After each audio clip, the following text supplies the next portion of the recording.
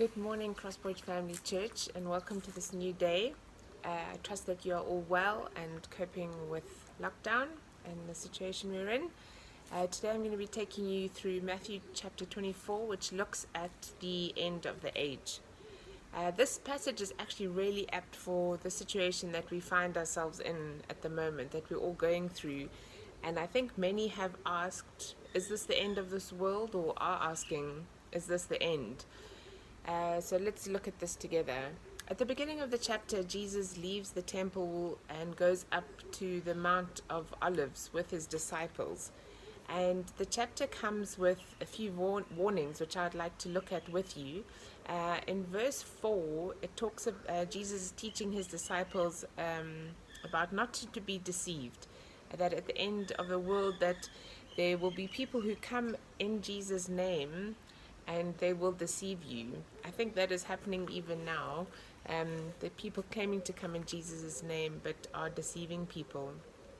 And in verses 10 to 12, it talks about that many of the faithful will fall away from faith and love, that those who we think are true maybe are not. And from verses 23 to 26 again, it warns about false prophets, that they will come and they'll even come and perform great miracles and signs, but they actually won't be followers of Jesus. So good just to be aware of those. And although this sounds really heavy, it's amazing that Jesus gives us these warnings, that he's gracious enough to make us aware of these things, to tell us ahead of time, and so that we can be warned and prepared for them.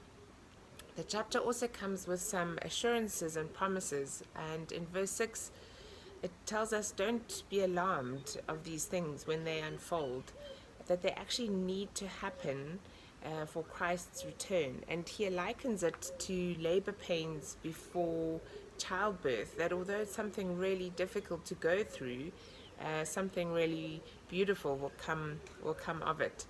And also in verse 13, there's a promise that those who do stand firm to the end will be saved. So that is a wonderful promise to be able to hold on to. And from verse 27 onwards, it looks at, will we know when God comes?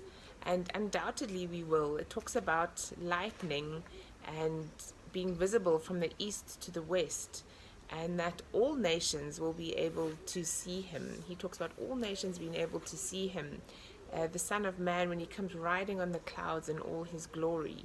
So I think we will not be unaware of his return, that's for sure. But what we do know is that no one knows the day or hour. And Jesus tells us not even the Son of Man or the angels know. Only the Father knows when he will come back.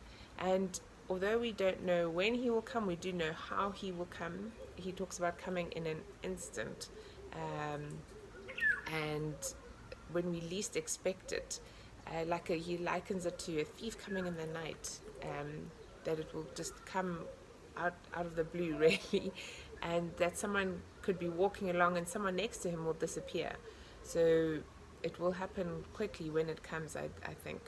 And from verse 42 onwards, there's some final warnings, and I think that they are also encouragements. I see them also as encouragements that Jesus gives us. He tells us to be on our guard, to be prepared, and to know the signs that he has given us. And Jesus is actually giving us guidelines and ways to live in challenging times, which is just so apt for where we are at the moment, I think. He's encouraging us to be faithful, to be wise, to keep trusting and caring for and loving each other and walking with Jesus in this broken world. And he encourages us not to give up. Don't get bored of waiting. And I think we need to remember that our God is bigger and greater than anything that we will face. And he has promised that he will never ever leave us or forsake us, which is a promise we can really hold on to. So let's keep encouraging each other in this walk, to keep running the race, to keep being prepared, being faithful. Let's keep loving and encouraging and caring for each other and those around us. And I hope that this will be a blessing to you and an encouragement to you at this time.